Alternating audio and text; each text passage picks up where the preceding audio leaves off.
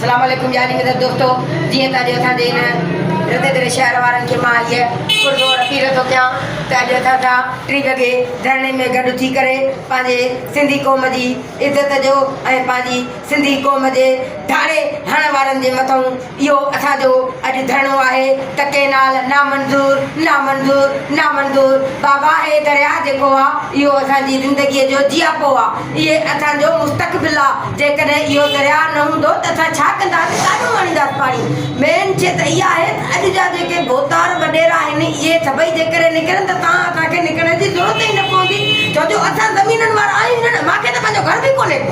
मां त किराए जी जॻह में रहंदो आहियां यार ख़ुदा रहम कयो ख़ुदा रहम कयो कुझु होश कयो अखियूं पटियो बाबा ख़ुदा खे मञो जेकॾहिं दरिया जे मथां केनाल ठही विया त तव्हां असांजो हशर हिकिड़ो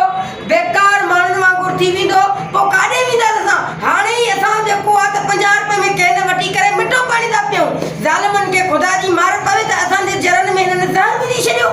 असां उहो पाणी पियूं था त असां पंहिंजे